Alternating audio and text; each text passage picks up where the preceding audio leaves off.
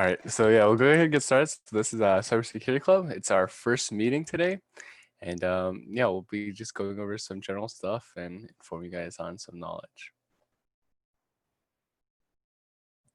All right, so yeah, so today we're just gonna kind of meet the officers, and then what is cybersecurity, and then we'll kind of go over what our club does and some competitions and activities we have coming up, and then we'll end off with some demos and conclusion and Q&A. All right, so I'm one of the co-presidents. I'm Daniel. I'm in 11th grade, and yeah. Hello, everyone. My name is Zenkai. I'm a junior as well. Hey, I'm Max. I'm a junior, and I am the secretary. Hey, I'm Eric. I'm a sophomore, and I'm the treasurer. Hello, I'm Devin. I'm a junior, and I'm cabinet. I'm Jason, and I'm also a junior in cabinet.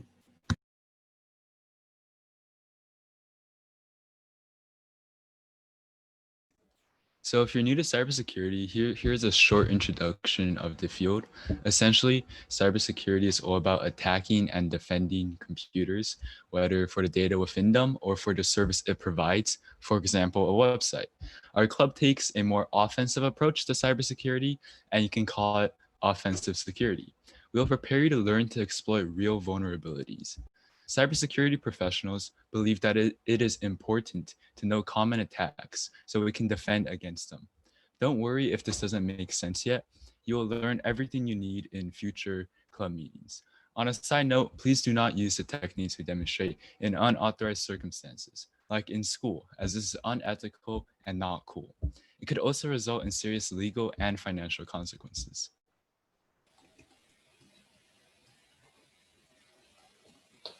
As for club activities, we'll mainly focus on weekly club meetings and gamified exercises plus competitions. Although no prior experience in cybersecurity is required, we hope that you possess a basic understanding of computers, like its internals or what operating systems are, etc. As for weekly club meetings, we have planned our meeting topics several months into the future. These meetings will introduce you to the field and cover various novel topics that you might become interested in, like cryptography, web exploitation, or penetration testing. Although you'll learn a lot in club meetings, we hope that you spend some time exploring it on your own. There are learning resources in our club wiki as well. We also encourage you to check out CTFs, Wargames, CyberPatriot, and boxes to test the skills you learn in club meetings. So right now I'm going to go over the outline of our club meetings in the future, so you can get an idea of what we'll do. Let's see. So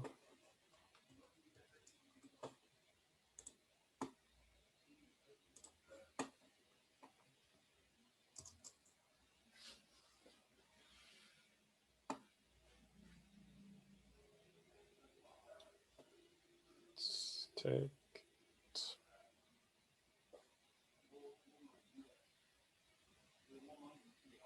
So yeah, so here's our here's what we have so far that's planned, and then yeah, right now we're at the start of our journey, introduction to cybersecurity and the club, and next up we'll have some OS hardening stuff and some fundamentals that we think will prepare you for all the future meeting sections. And we'll go over CTF topics as well, and then it's just an introduction.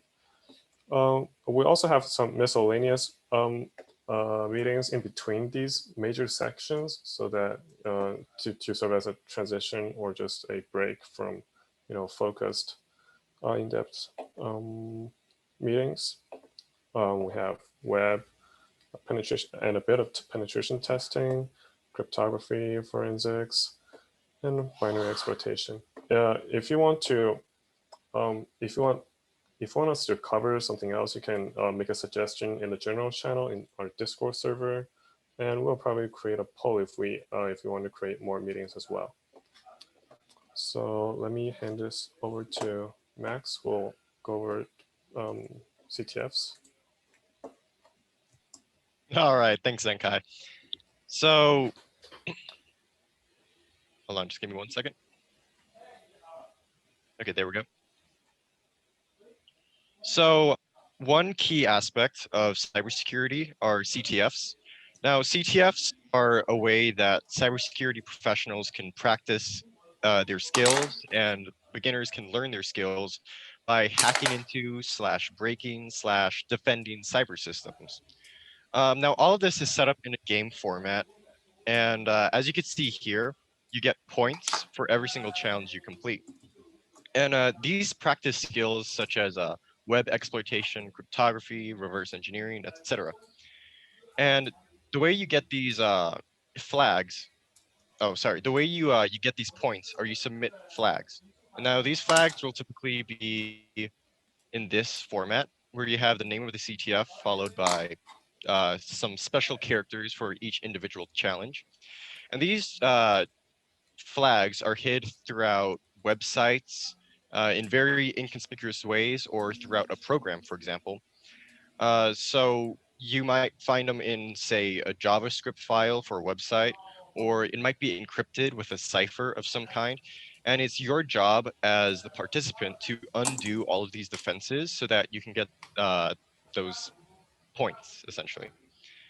And now CTFs can be pretty frustrating sometimes, to be honest, because they can get pretty hard. But they're also really fun, to be honest, because they're a really great way to learn cybersecurity. Unlike some classes that are pure theory, or you just sit there taking notes, this is actually a hands-on way to learn all of these different skills. And these skills are actually used by real professionals, such as web exploitation and reverse engineering. So these are just really great ways to learn cybersecurity in general. And it's one of the ways that one of the themes that we're going to be focusing on later in this year. Also, one final note, these can also be pretty competitive. We have Pico CTF right here, and then we also have HS CTF, which is for high schoolers. And they hold competitions of CTFs where people can join, and there's typically a cash prize if you get the most points. And it's just in general a really great hobby for cybersecurists to have. That being said, I'm going to transition over to the next person.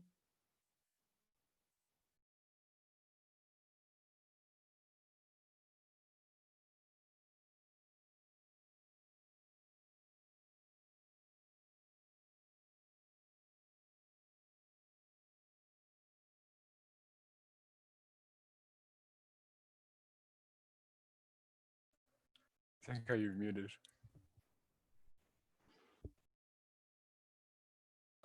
Sorry about that. Okay, I was accidentally muted. So if you haven't heard of Wargames, they're basically similar to CTFs, but they're not a competition. They're just a place for you to practice your skills, and also it gives you a chance to do your own research and learn. Basically, each game or each war game consists of various levels that you have to break through, like break through individually to progress to the next level, and they get harder as well. But so yes, there are many similar websites that will provide you the experience, or that will give you the opportunity to do war games, like this one, Over the Wire. It's one of the major ones, and you have also I think we have it in our wiki as well, but if not, let's check. So yeah, okay, Over the Wire is the only one we've listed, but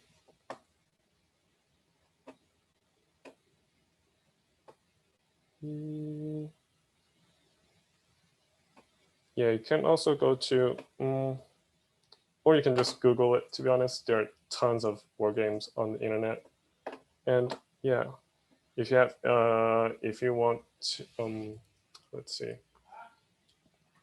and they cover a wide ranges of topics and levels as well. So if you don't know anything about cybersecurity, you probably can start at Bandit and then go over them like in the suggested order here. And yeah. So if you have any problems doing them, you can always ask in the general channel. We'll help you with that. Yep. So let's head on to the next person. All right, guys. So I'll be talking about CyberPatriot, and let me pull this up real quick. Okay. So CyberPatriot's the main competition we kind of compete in, and it's a team of 6 people or 5 people, and we have a couple teams this year. If you guys are interested in the membership form, we added a part about if you're interested. But if you didn't fill that and you said no, and maybe you're interested after this, you can shoot us any of the officers a message, and we can get you on that list. And so I'll do a quick rundown of what CyberPatriot is. So here we are on the website, and we can go over to About, and then what is CyberPatriot, and kind of read over it to see what it talks about.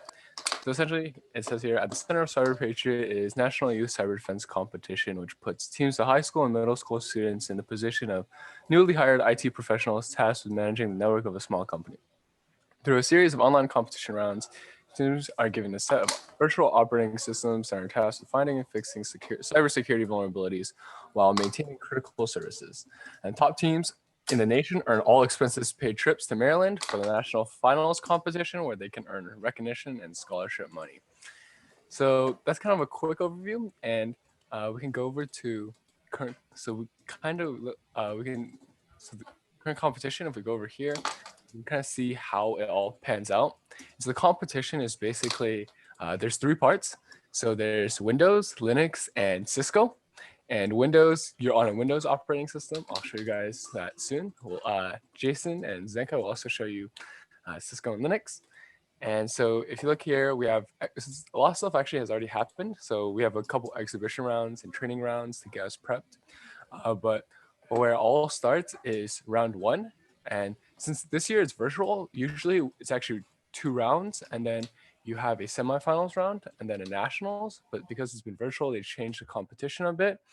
And so rounds are basically where your team gets together, and for 6 hours, you guys work on the Windows, Linux, and Cisco. And if you can go on this website and explore yourself. I'll probably link it in chat after this presentation.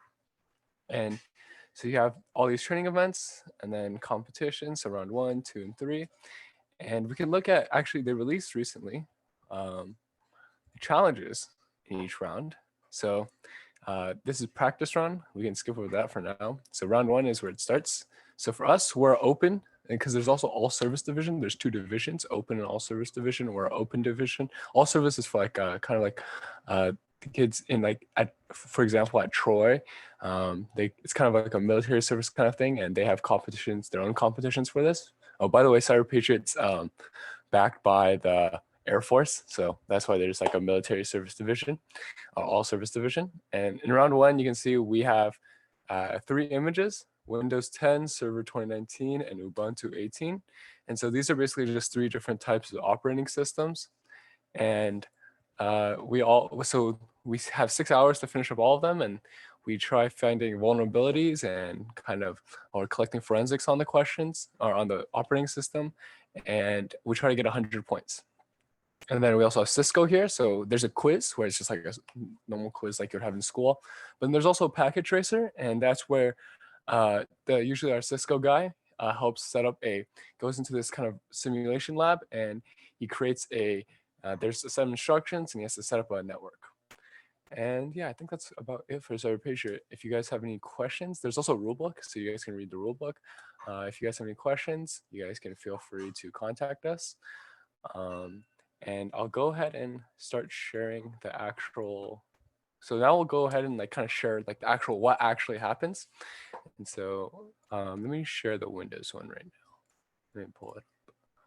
Okay, so we use last year they actually used VMware, and VMware is basically this virtualization software that runs an operating system in your operating system. So here I'm using Windows, but I can also run a Windows operating system or a Linux operating system. And you can also get like a Mac operating system, but that might be a bit sketchy to get. But So here's on the VMware, we can play the virtual machine, and hopefully it'll load up. I've suspended it, so it might take some time to load.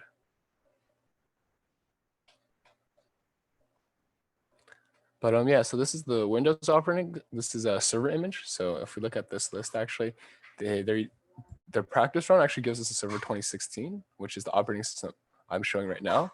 But in round one, they're giving us the new operating system, server 2019, and that's what we'll actually be working on. And let's see. Okay, so hopefully you guys can see this. So here's the operating system. And here's a machine. And since this is a server machine, well, basically here we are on the machine, and there's something called the README, and kind of self-explanatory. You have to read it, and it tells you a bunch of stuff about the scenario you're given in. So like, there's like a unique identifier that's just for like purposes of knowing which team is doing what. And so there's a competition scenario, and it tells you certain. This is usually the same throughout all of the competition images. And so we're using Windows Server 2016. It tells us some stuff to do. And some of the vulnerabilities, if we open up the scoring report, some of the vulnerabilities, so we right now have 0 out of 100 points. And for this one, there's 12, but usually in competition, there's something more like 30.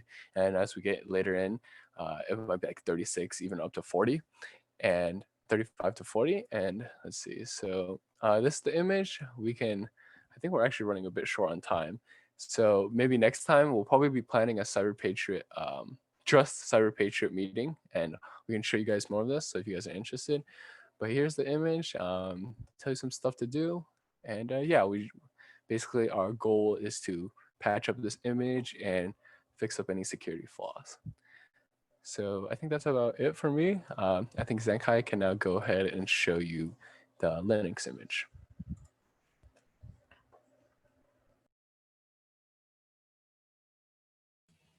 So I'm just going to go over it pretty fast. Let's see.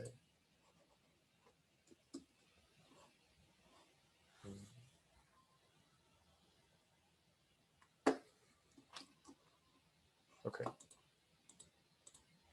Yeah, so as you can see, this is Ubuntu. It's a variant of Linux, or as people say, it's a distribution of Linux or distro. So it's like you have Windows and then like Windows Professional, but it's not kind of this. Yeah, it's made by different people, companies, or open source guys.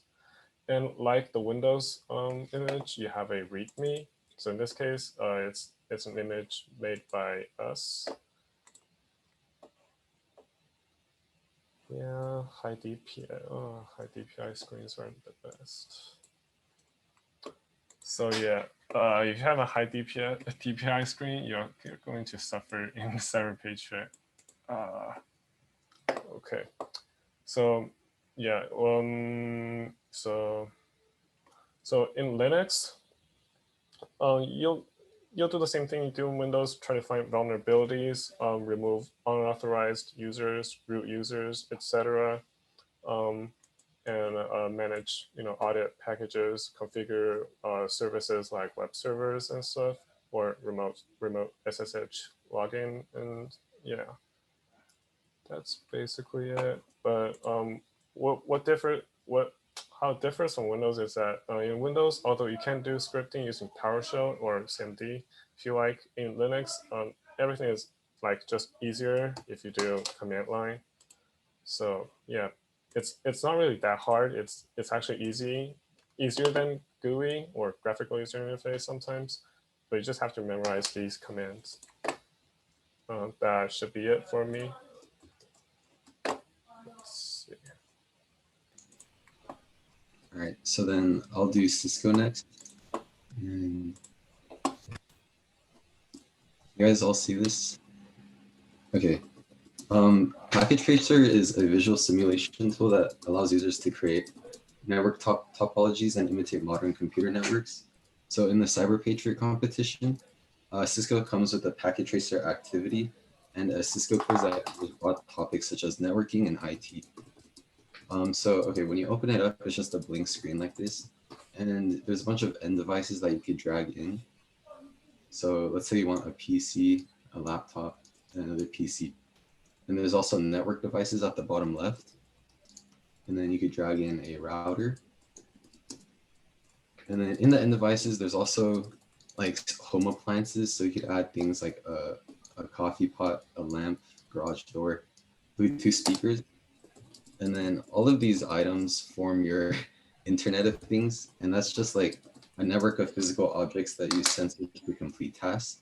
So if you think about your own home, there's you have like a smart door, like a doorbell, and like those cameras that connect to apps on your phone. Okay, so I think I was talking about Internet of Things. That's just all of the devices. And then I'll go over connections. So that's how you actually connect these devices. The main ones that I usually use is a copper straight through and the copper crossover. The difference is straight through is used for connecting two different devices, and a straight through is for connecting two of the same. And fiber optic is just a different way to transfer data, which is through light pulses. And oh, in Cisco, there's also a physical view. So this like actually lets you see everything, all of your devices. There's a rack, and there's your PC and laptop. If you want to move out, there's actually like the real world. So home city, you go into your corporate office, your main wiring closet. That's where all your stuff is held. And then simulation mode right here, it just allows you to, when you actually create a working topology, you can examine each packet of data and just run through the simulation and play each frame. So yeah, that's all that I have. I'll hand it back to Daniel to close. All right, yeah, sure. Also, Devin, if you could share the slides, yeah. Oh, and a quick thing to add actually about Cisco. I'm not sure if Jason covered it, but there's also like kind of, we have to, in addition to setting all that up, we have to also configure it. So there's some command line interfaces we kind of have to work with to set up those connections. But we'll go more in depth later if you guys are interested, or we'll have separate CyberPatriot meetings. Okay, so to close out, we actually also have weekly challenges, and those are really only member only. So if you guys don't sign up, you guys should sign up, and then we'll post it on Discord. And the thing with Discord is if you're not a member, then you can't see the channel, and then you can't get the cool weekly challenges. So we'll be posting the weekly challenges for this week soon after this meeting. And those challenges really help you practice your skills. And we might have a leaderboard and a couple leaderboards where you guys can potentially earn cash prizes. And Zenka, do you want to add anything else? No, it's fine. Okay. Wait, also, so we'll so for those of you who clicked interested in the sign up form for CyberPatriot, we'll release an actual sign up form later, but it's only for you guys. And so in that form, you'll choose whether you're actually committed to paying the price for the competition, which is about $30 to $37, I think. Yeah, and we'll release that on Discord and Remind soon.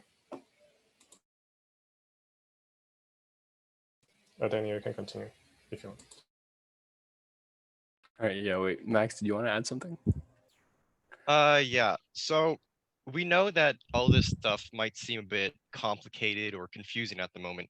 But the purpose of this meeting was mostly just to give an overview of what stuff our club will be covering this year.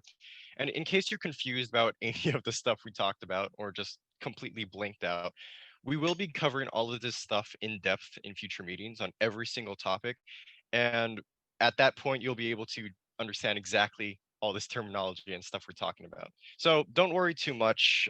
It'll all get clear. Just stick around. It'll be fun. Yep. So there's our links for like our social media, our Remind. Make sure to join our Discord because that's where a lot of the info goes through. Or actually, I think most of you guys joined the Discord because you guys rejoined after the meeting crashed. But yeah, if you want to contact us through email, there's our email, and make sure to sign up. So yeah, that's basically it. If you guys have any questions, Devin put a link to a Google Slides Q&A, and you guys can enter your questions there, or you can just type them in the chat if you really want to, or you can unmute. And yeah, if you guys have any questions, and if you guys don't have any questions, we can just wait around until like 1:10, and that will be the end of the meeting.